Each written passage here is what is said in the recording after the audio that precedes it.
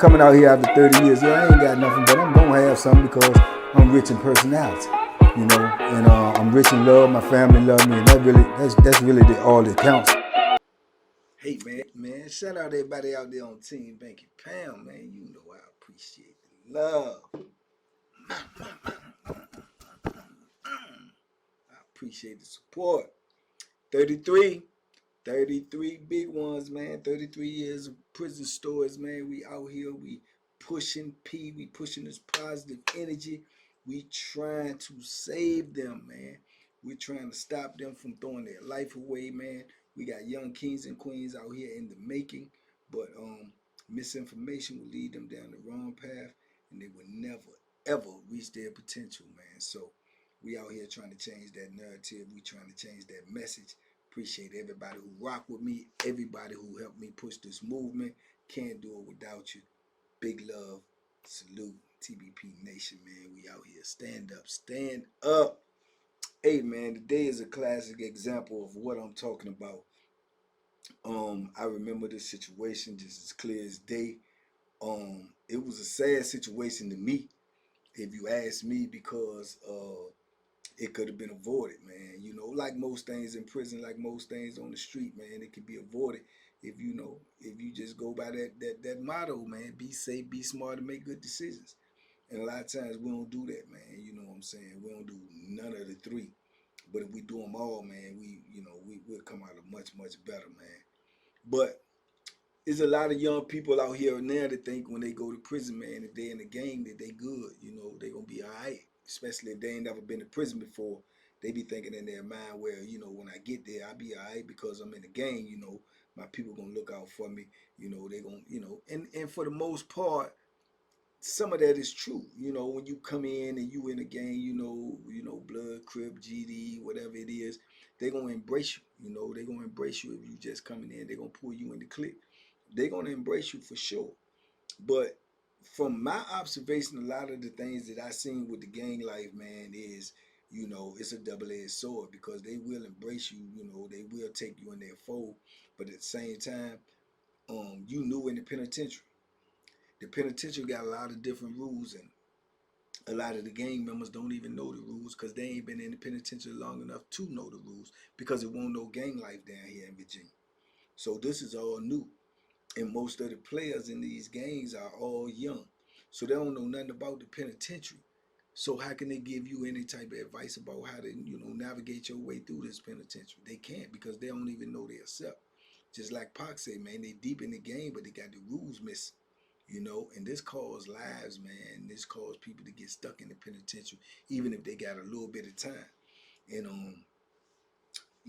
I've told y'all stories before, man, about how these gang members, send these youngins on these crash out missions, man, and it ain't no coming back from that. Ain't no coming back from that. Just like I say, when they send them youngins they chop up the CO. The old CO that was real nasty up there on Wallace Ridge, and they said, man, them boys got beat brutal. They got beat brutally, and don't nobody even know what their health or status is now, because they got dragged up out of there and ain't nobody see them no more. It ain't no telling what happened to them, and that just made me remember the other situation when I was on the other block, same spot, other block. This is because this is where most of the gangs are now. Because as they filter them out in the system, they start sending them, shipping them up in the mountains, because they needed to fill these bad spaces anyway. So, anyway, I was on this joint, and like I say, they be trying to impose themselves. They be trying to take over, running the phones, running the showers, taxing dudes. They be trying. And I ain't gonna lie to you, they have some success in it because they got numbers, and dudes are scared, So, but the old heads, man, they ain't really fighting at that stuff, man, because they already know what they gonna do. If anything, we be nervous, purpose about it because we know that this is a clear route to make sure that we don't never get out of the penitentiary. You know what I'm saying? That's all it is. That's the only threat that these gangs are to old timers is trying to get out of prison, is that they may not get out of prison because of what they got to do to you to keep you from, doing something to them. And that's exactly what happened with this situation. And this old timer right here, I knew him, but I didn't know him, but I knew him and I knew of him, and I had been on different spots with him before. Now, obviously, he up here at Wallace Ridge. You know he up here for something because he an old timer. So what an old timer doing up here? He had to either put some work in or got caught with some work. Either or. You know what I'm saying? That's just how it go. I was up there because I got caught with the phone. You know what I'm saying? So these is young signs. These is like signs that these young dudes can't see. They can't understand it. They look at you and think you got a little age on you. They see you quiet, you low key, and they think they'll take that. A lot of them sometimes take that as a sign of weakness. Not being able to read the signs, that's not a sign of weakness, man. That's a sign of maturity. That's a sign of knowing how to move and operate in this space, in this environment. And they ain't learned that yet. So old head, he up there, but he got a parlay and the parlay jumping. He got a parlay and the parlay jumping. He getting money. And he running little poker games and he getting money with that. He just a flat foot hustler. you know. And you can look at him and tell that, when he was a little younger, he was, in shape and he done been through the ringer. He done been down for a minute. So he killing them with the parlay. And as always, they want to take over. They want to run the parlay. They want to get money. But if you already got a parlay in the pod, a store box in the pod, a gambling establishment in the pod, whatever the case may be, if you already got that in the pod, somebody got one that's jumping, even if you open another one up, it's cool, but you're not gonna make the money that they make it because they already got established clientele. They already got established a payment where everything gonna be cool. If you in a poker game, you know you gonna get paid. You run the parlay, you hit the parlay ticket, you know you gonna get paid. Whatever it is that they doing, they done already established themselves as legit, and people gonna rock with them. They legit. So you can open up something, but it's not really gonna be as prosperous as you want it to be because somebody else already got that on lock. So what's your next move? Get rid of them. Get rid of them. That's how they think, which is the equivalent to just being on the street and the dude selling drugs on this block, and then you want to go sell drugs on this block. You got to get rid of them or you're going to have problems with them. You know what I'm saying? So this is the way they thinking from coming off the street. They're trying to use this philosophy in prison and not realizing that the same thing that happened on the street that happened in prison. The only way you can do that is somebody got to go. And if somebody got to go, it always two sides of a coin. Sometimes that somebody can be you, you know. So they get it in their mind that they want to get rid of him so they can run the parlay and run the poker games and essentially run the block, So crash dummies. They get two dudes and they get him, one of them, the Bethlehem, and the other one, whatever he had, couldn't really tell what it was. And they got it so they want them two to run up in the cell on old head and put that work in on him so he could get out of the block, right? So when the doors open and the doors get ready to close, so sometimes certain times, see, dudes will peep your movement in prison because you can't go nowhere. Dudes see how you move. They watch you every day. Everybody in the block know what everybody in the block tendencies is because you there with them every day. So they know at certain times the old head don't come out. So they'll wait for the doors to open and then they'll wait and then the door's gonna stay open for 5 minutes and then the door's gonna close and then you out here for rent, right? And the door's not gonna open again till the next rec break, which is probably gonna be 30 minutes. So one of these bird brains had the idea that when the doors open and they know old head ain't coming out, go stand by his cell when the doors get ready to close. Y'all run up in there, y'all stay up in there, put that work on. When the first cell break come, we gonna get y'all out. You know what I'm saying? We're gonna watch for the police. We'll let you know if the police coming to make a round, whatever. So now that sounds good in theory to somebody who don't know the penitentiary, but when you really think of it, listen what these dudes is telling them. Look at the bird brain scheme that they got. You telling these two dudes just because one of them got a little knife and the other one got a weapon, they lock in this cell, in this man's cell with him. Now, what type of sense is that? You got to be in there for 30 minutes. Let's just say if you turn around and you take them out, you stuck in a cell with a dude with a body in his cell. If the police do come and they can't distract him and he look in that cell and he see that you aren't supposed to be in there or whatever the case may be, that right there is a straight body, man. and you will never see the streets again, and you might see the death penalty. So this the bird brain stuff they be coming up with. This is the stuff why it's so hard for dudes to get out of penitentiary, i.e. Bo Billy and other people, Spook Dust and a whole lot of other old timers. This is why it's so hard to get out of penitentiary, because you got these youngins in there making bird brain moves and country breaks, and that stuff will get you late, man, because ain't nobody gonna just sit there and let nobody do anything to them, man. And then when you defend yourself, you stuck. You know what I'm saying? So this is the plan they come up with. Okay, so the doors open, they all in position, woo woo woo. So when the doors get ready to close, boom, boom, boom, they run up in there. Old head, up in the cell by itself. The door closed. Boom, you hear all this noise. Boom, boom, boom, boom, boom. Oh, they rumbling. You got dudes looking up there at the tower, making sure that the people ain't paying attention. You got all the noise in the block. So dudes, the police is unaware.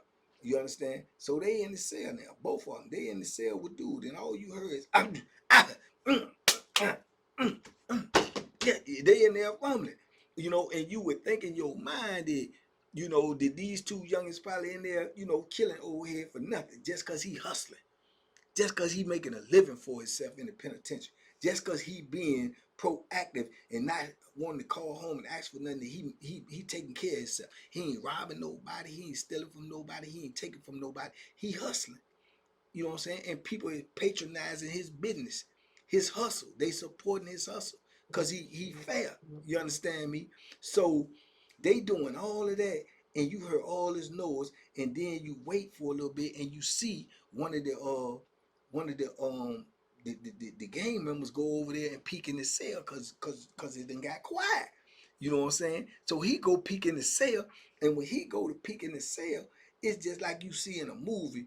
Then you see he go look in the cell, boom, and you see dude, old head, come to the door, right? Blood all on his face and everything, come to the door, say, yeah, send some more. Send some more. Yeah, you come in here. Boom, hit the door. You come in here. And he back away from the door because he don't want to draw heat and he don't want the people in the booth to see what's going on.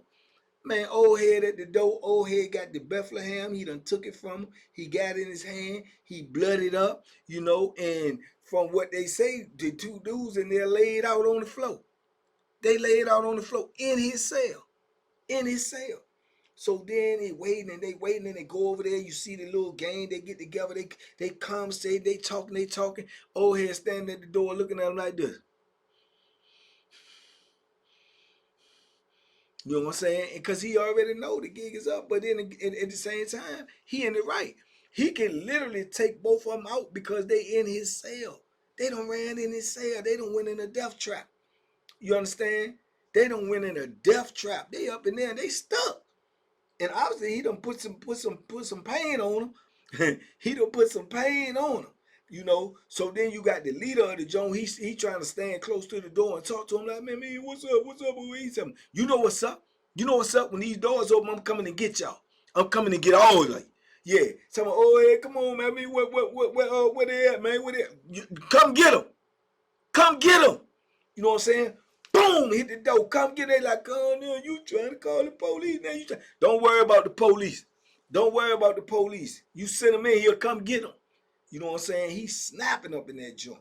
So it's getting ready to come time for almost probably for a cell break. When that cell break coming, they bust that door. I'm thinking he coming up out here and he going buck wild out here. So they scrambling and moving around, but you still can't even see the two youngins that's in the cell. You know what I'm saying? And then next thing you know, and I know in their heart of hearts, they won't say it, but I know in their heart of hearts, they were super glad that side door opened. And they see on the floor. CO on the floor. That mean the police on the floor. You understand me? And then she holler female on the floor. It's a female CO. You understand? So she got to holler female on the floor because that eliminates her walking around and saying somebody gunning her and they say, oh, I didn't know you was on the floor. You know what I'm saying? That kills all that. You can get a charge.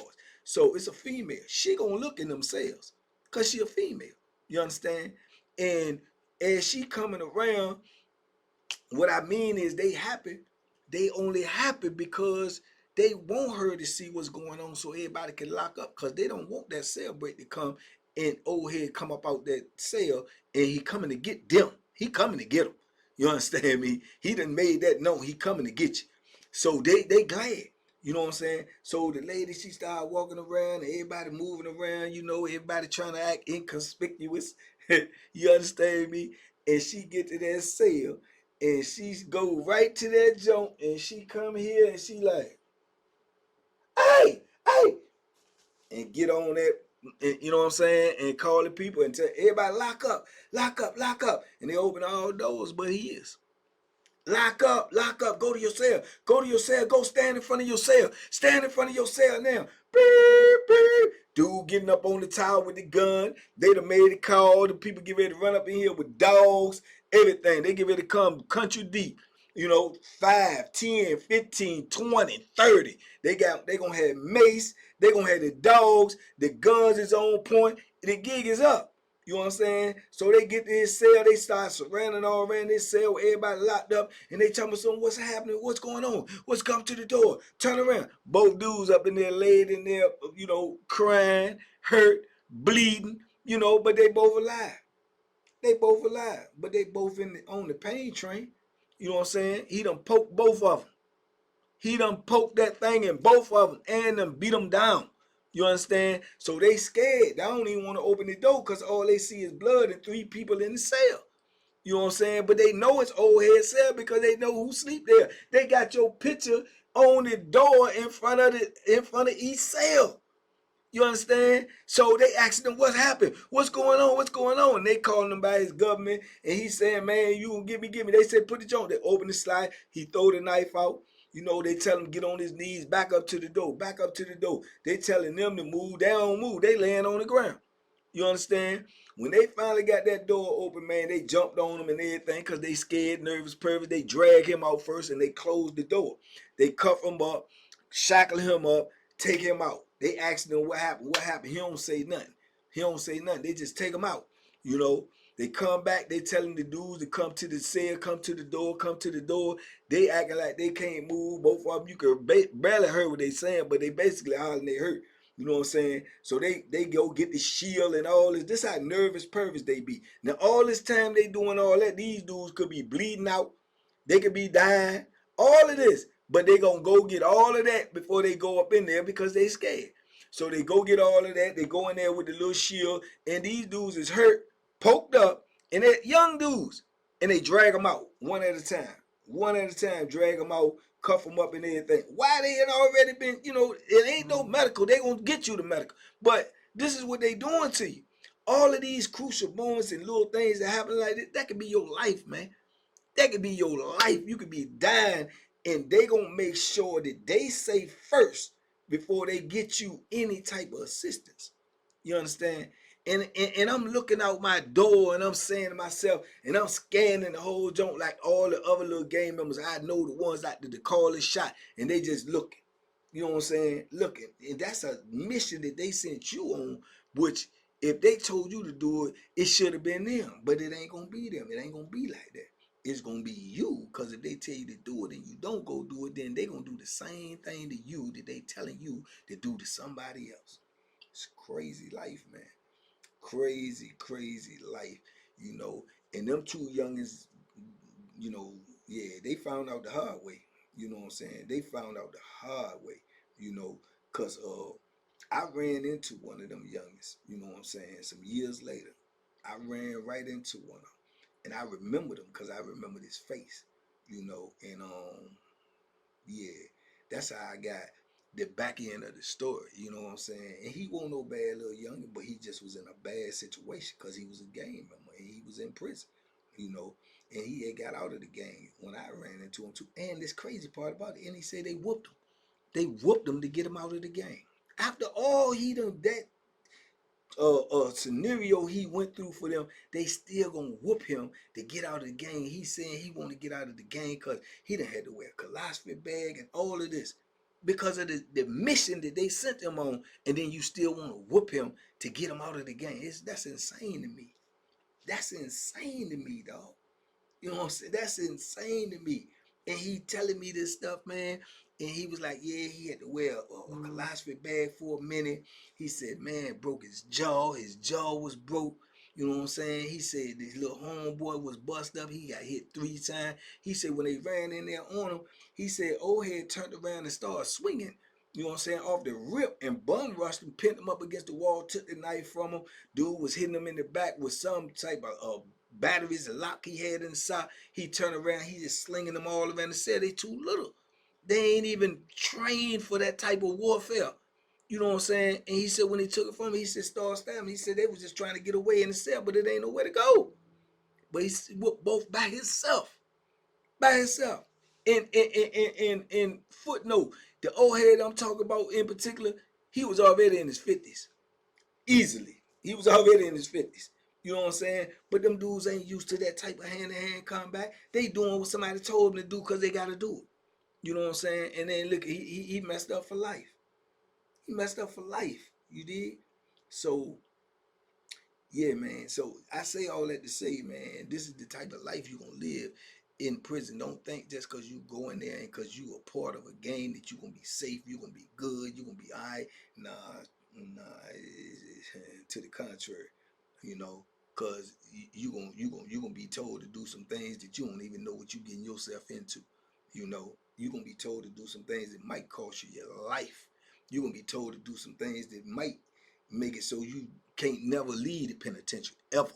You know what I'm saying? So crazy, man. But I just remember that, man, when I was thinking about that situation, about when they had went at that police. But you know, this is the type of things that go on in the penitentiary every day. A lot of people don't talk about, you know. And them dudes come home and they give you all these fictitious stories like how good they was and how the bit wasn't that hard and how, you know what I'm saying, they had their brothers in there because they was in this gang or that gang, man. Yeah, okay. I ain't see it. I ain't see it. I'm telling you with these, I ain't see it. I ain't see none of that. I seen some close-knit dudes that's in the gang and they look out for each other, this, that, and the third, but I ain't see nothing where they say they was having a ball up in there.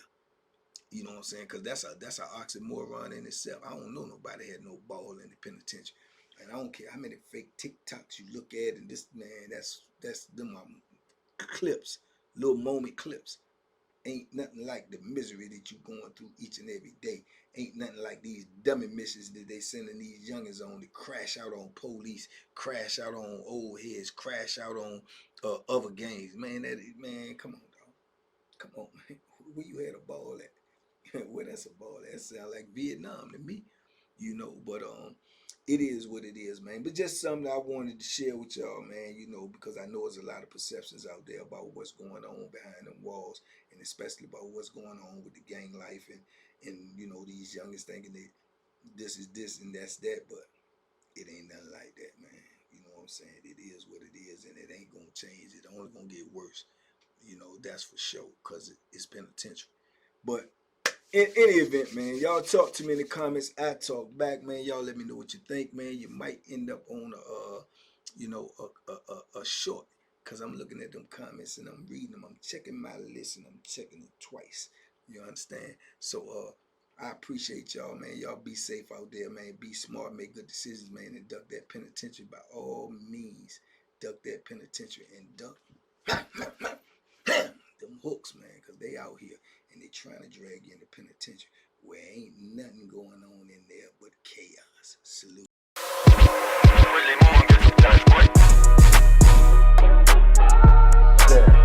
The Banky special. Yeah. Pure deliciousness. Pure deliciousness, man. My name is Banky, man. Everybody calls me Banky. That's the name that I got from my grandmother when I was young. I'm coming out here after 30 years. Yeah, I ain't got nothing, but I'm gonna have something because I'm rich in personality, you know, and I'm rich in love. My family love me, and that's really all that counts.